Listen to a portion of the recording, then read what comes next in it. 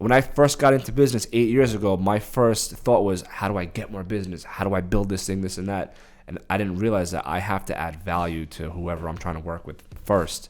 Then the business follows. We're in Houston right now walking our new 56 unit crazy property here. It starts down there. We got Allon Avgi, $1 billion man. Welcome to the Talk Shop Podcast. Today we have the one and only Mike Totino with Safety First Home Inspections. Mike's been a friend of mine now for a little bit over a year. We got to know each other through social media. Correct. I hosted a big networking event. Yes, you did. Mike DM'd me. I'm like, dude, I want you there. And we became friends ever since. So Mike is a home inspector. He's got a growing business. He's really diligent and on top of his work. He loves it. He hosts endless networking events. Mike, introduce yourself. Tell everyone what you do. I don't know if I can beat that, but yeah, you kind of said it spot on. I'm a licensed home inspector.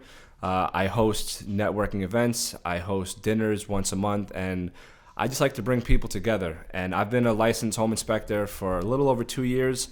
And up to date, I've done over 500 inspections. And prior to doing that, I was a licensed contractor and I was a union carpenter. So I have over 10 years experience in the construction industry.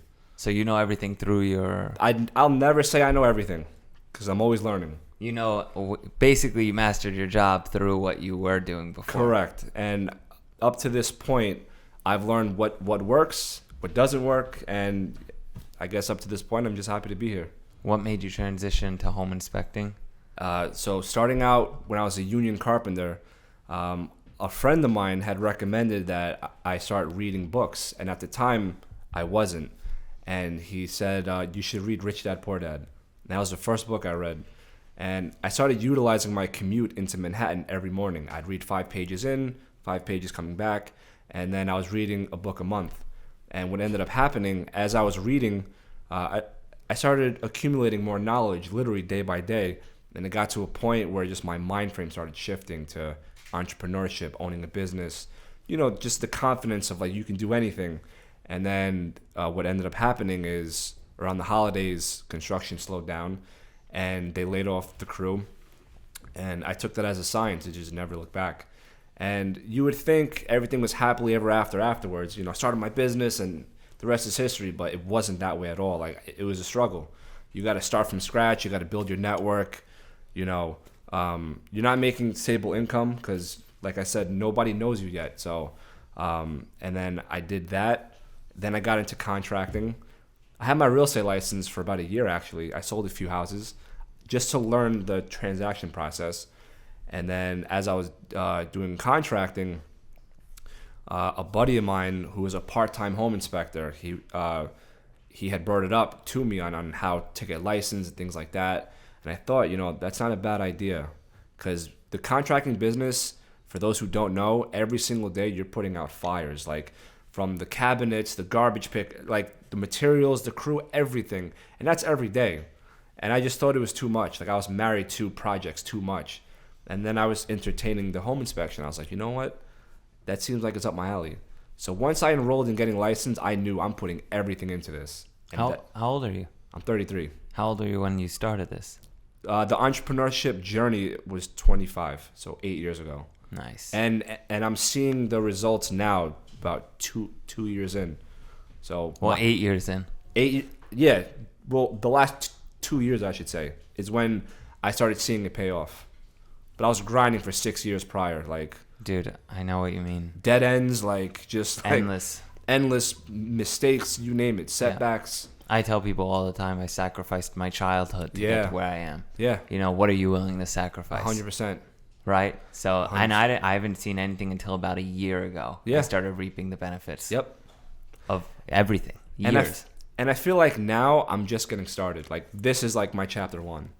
Yep. You know? I love that. Yeah, now you're going to scale, like you said. Yeah, exactly. But now, a home inspection, walk me through it. So somebody calls you through a mutual connection or referral, I'm assuming. It's typically through real estate agents for the most part. So that's typically I'll get a text or a call from a real estate agent. We just got an accepted offer. What's your availability? Once we lock in the appointment, I email the client just the pre-inspection agreement as to what's involved, what's included, what's not included. And then I typically get to the property a little bit earlier. I'd say about a half an hour before everybody else gets there, just so I can do the outside first. So by the time they arrive, the outside's done and we're all ready to go inside. And then the inspection takes about 2 hours. And at the end of the inspection, I give them a verbal summary of the main findings, just so they're not waiting on the report. But the report, the turnaround time for the report's about 24 hours. How much is a typical single-family home inspection in Long Island? Give or take, I would say $550 and up, which also includes a termite report as well. And then a two-family? Two-family, $650 and up. And then a building? To be honest, I haven't...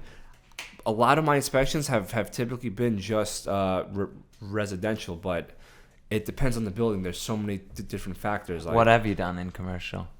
I've done a mixed-use property before. Okay. But I don't come across those too often. Got it.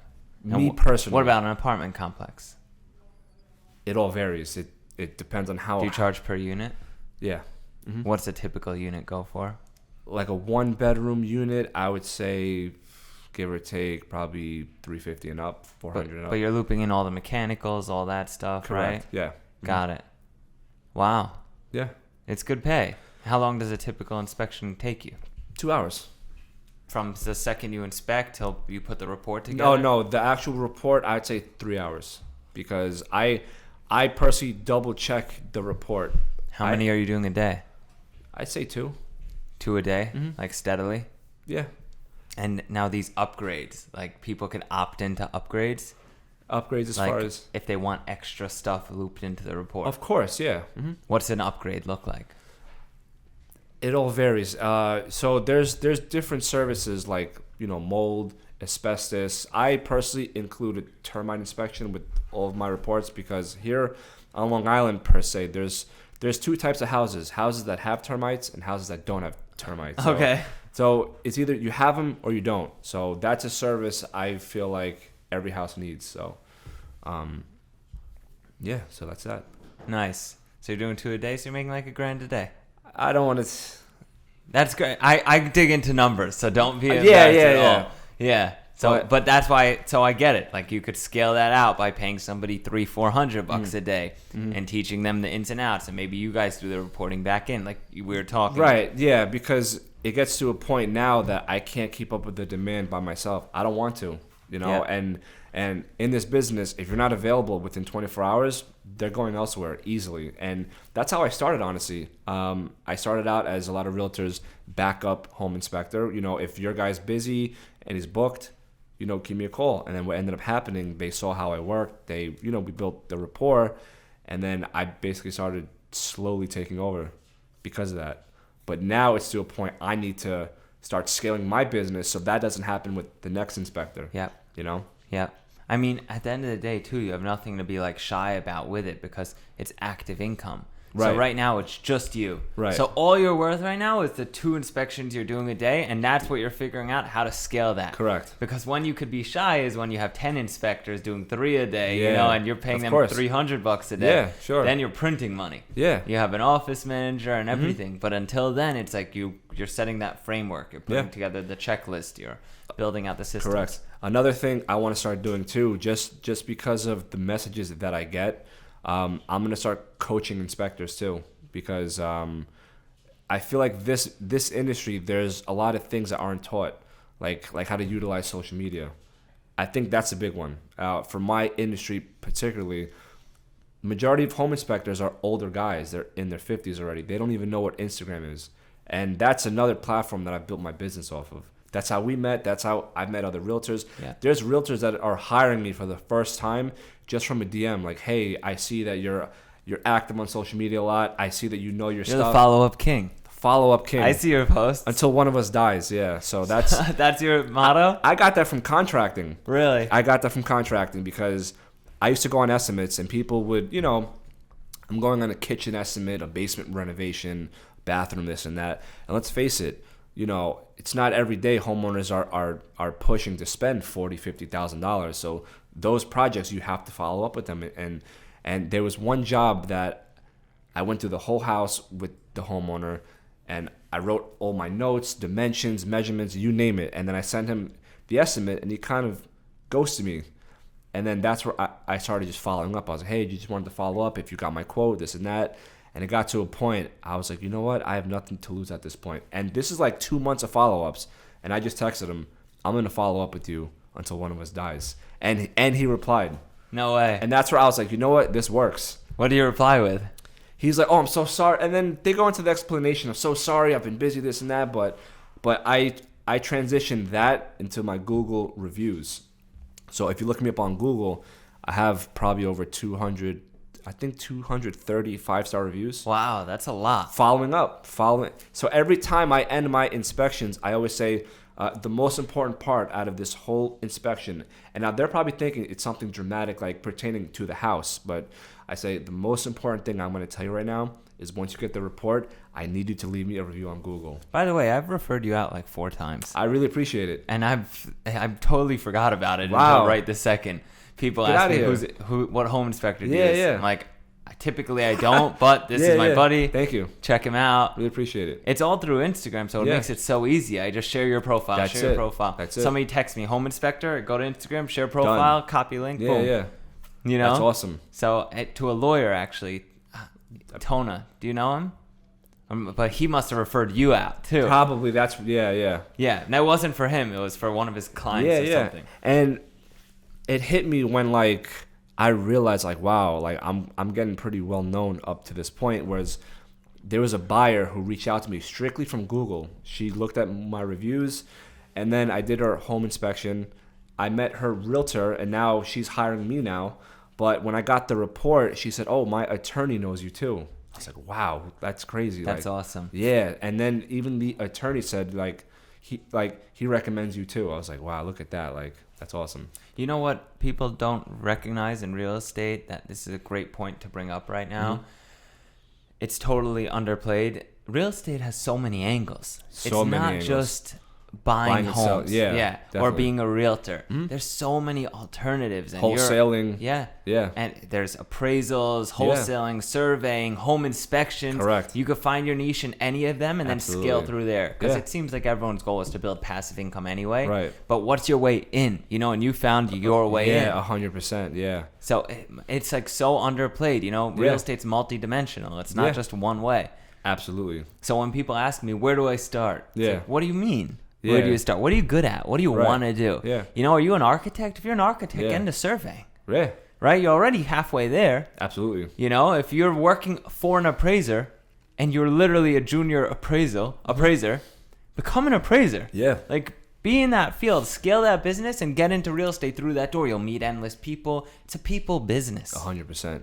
That's where the money is, by Yeah. the network you build and the deals that they bring to you and the connections you make through Yeah, that, sure. right? And that's how I built my business, because let's face it, if you're starting out like I did, if you're starting out from scratch, money is not really you don't have money to start marketing thousands of dollars and this and that. So, but you have time. So I used to spend my time, which I still do. I spend my time networking. I show up at open houses. I'm showing up at offices face to face. That's how I built my business, because, you know, like I said, but not only that, if you're just getting started, people need to meet you first.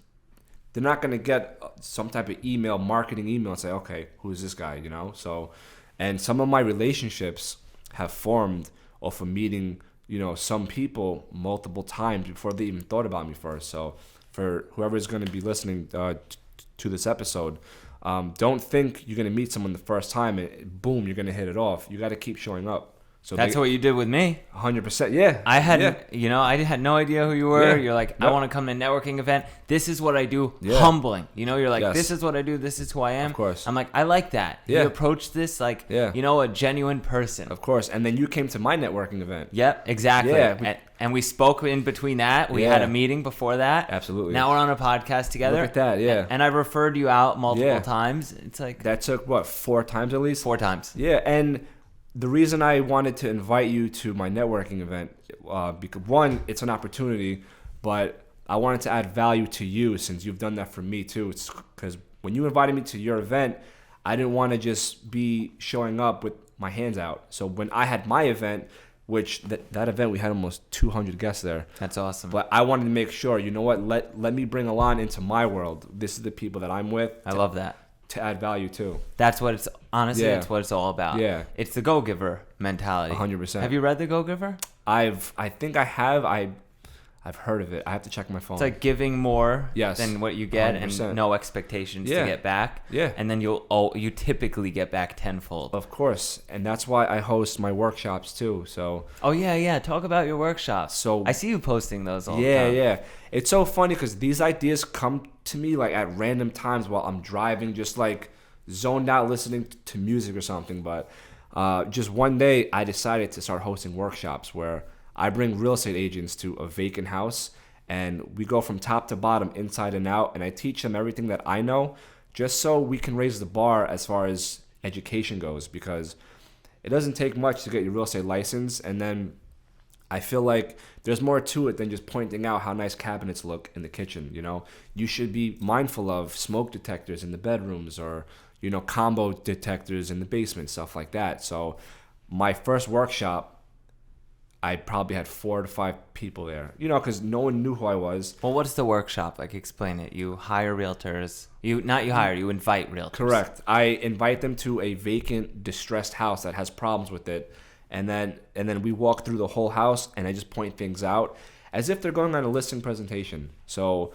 you know, like kitchens need GFCI outlets, stuff like that, or the boiler room needs a combo detector or a fire-rated door. And I feel like once realtors know that and they point those things out, they're going to stand out from the competition. So I do that once a month, and my first one, probably 4 or 5 realtors showed up. But I had a videographer, and he filmed it. He kind of like branded it. Matt Art Visual, phenomenal guy. Great guy. Yeah. So then I posted that, and that's when the buzz started. When's the next one? And then the second one, I only put out 10 tickets for my first one, and probably, like 4 or 5 people showed up. Some canceled. But the second one, I put out like 15 tickets. Just in case people don't show up, the second one, everybody showed up. It was like a full house in there. And I was like, wow, people are paying attention now. And then I started doing it every month. Started hosting dinners every month. And then it just started like, it's to a point now, people are just like, let me know when the next workshop is, the next dinner is. Like, I want to be a part of it. That's awesome. You know? That's awesome. You see, if I didn't have my dad, who handles like the construction side of things, you know, he brings on the subs and all that good stuff, then I would probably hire you for every job I had. Seriously, I would hire you for everyone to give a report before. Yeah. But I have an advantage with my dad. Of course. You know? Yeah. But that's like so valuable because you loop people in. You're constantly teaching. Adding value, yeah. And I don't show up with my hands out. It's, hey, and even my Do you charge for that? No. Even my videos, you never hear me say, call me for a home inspection. My videos are, hey, I just found this, XYZ. This is how you avoid it, take care of it. You know, that's the tip of the day, I call it. That's it. Take it. If you want to send it out to someone, it's all free. It's all yours. And ironically, that's what brings everything that I've, you know. Yeah, that's the approach I've taken too. When I started putting out content, my family, my friends are like, you're giving away secrets. What are you doing? Yep. Think twice. This is a mistake. And I'm like, trust me. Just trust me. It's going to pay off eventually. Of course. And it took 5 years, you know, but it pays off. Mine took now. 6 years, yeah. Yeah, I mean, man, I'm telling you, the amount of deal flow I get from social media is scary. Yeah. It's overwhelming. You know, and investors and everything. Absolutely. It doesn't stop. Yeah. And it's all through that endless network you build because that's your social profile. And I feel like hopefully realtors are going to listen to this too, but I see realtors that may not get social media, which is fine, but they only post, if you're looking to buy or sell, give me a call. Mistake. No, post, hey, this is the process of an appraisal. This is the buying process. You have to educate your audience. That's how people are going to see these things and say, I would have never known that. Educate or make them like you. Yeah. You don't Make have them to laugh always or educate. Yeah, Exactly. of course. Like I tell people, just be you. You know, what do you love? I love business. Yeah. You know, it's my drive. It's my passion. It's what I want to do. It drives me every day. Right. So I talk business. Like this podcast, this isn't about real estate. Right. We're talking business. You know, I'm Correct, asking about your business. Sure. But when I talk real estate with people, like they could feel the passion. And you too, when you talk about this stuff, like Absolutely. you could feel the passion. Yeah. So you educate. You know, Yes. and you host events. Yes. You don't have to host events. You could just educate if you wanted to, right? But you're doing it because it's what you want to do. I want to add value. So these realtors, they have to get that down. They have to understand that. Otherwise, they're just going to be run-of-the-mill realtors. And a lot of them are like, it's so hard. I can't make a sale. I can't make anything. Like when a realtor tells me they did $1 million in Long Island in a year, it's embarrassing. Yeah. You know, like if you're out there and you're actively trying, I know realtors that did 8 deals in 2 months. Wow. Their first 2 months in the business, they did 8 deals. Now that's a little bit crazy. That is, yeah. You know, and if they do another 8 for the rest of the year, like they killed it. Yeah. But that's persistence. Yeah. 100%. And I think the biggest thing is education, because even when I was a contractor, when I would go on an estimate, it was very similar as a realtor going on a listing presentation, because you're walking through the house with your prospect client and they're giving you a tour and they're telling you their goals. And I never pushed for yes. I always pushed for I would have never known that. So when I start pointing out defects within their house and they start saying, I didn't even realize that, you're now adding value, and you're now pointing things out that your competition, because let's face it, these people are interviewing several contractors, several real estate agents. Yep. When you start pointing things out that no one else even thought about, they're going to go with you. Yep. You're right. I do 1 deal a year typically in real estate where I broker something out. Yeah. And I don't even want to, Mike. Mm-hmm. I have no interest in being a broker or an agent. Right. But get this. I have a friend, extremely successful. I'll give you 3 stories. One friend, extremely successful. Whoa. Anyway, I have a friend extremely successful. He goes, hey, Allon, I've got this piece of land. I'm getting entitlements for it. I don't want to build it. Mm-hmm. This is how I got started in real estate. He goes, figure something out. I'm like, I'll figure it out. Yeah. I tried to buy it, couldn't figure out how to buy it. I was a kid. So I made some phone calls, met some contractors. Long story short, I ended up brokering the deal, making like a $40,000 commission check, whatever it was. Yeah. That was my first check. That was $3 million, that deal. Wow, yeah. Give or take. Cool. Move on. Now I have my license. At this point, I start acquiring real estate. I found out the broker world wasn't for me. I started acquiring all that good stuff. A building comes across the table. I get involved in the deal. I started a foundation at the time. I was doing houses, and I was helping people get into recovery housing and everything. And a building comes across the table, and I remember that this foundation wanted to open a thrift store. What's their name? I forgot the name. Anyway, a long story short, I put the two together, $60,000 commission check. Wow. $2 million deal. Yeah. This is the following year. The next year, a $4 million deal. Yeah. The next year, right now, I'm in the middle of a deal. I told my friend I have zero interest in brokering your house. He's like, listen, I'm only giving it to you. Yeah. So either I'm sitting on the house for the next decade because I'm not trusting anybody else with it, or you're going to sell it for me. Mm-hmm. I listed it. I have it under contract right now. Playing agent, but it's a couple $1 million, this deal. It's like so easy, you know, but when you teach, when you give value, when you care, you know, you give way more than you can. Yeah. It's handed to you. It's crazy. Yeah. Or at least it feels like it's handed to me because I'm just doing what I love. That's what I feel.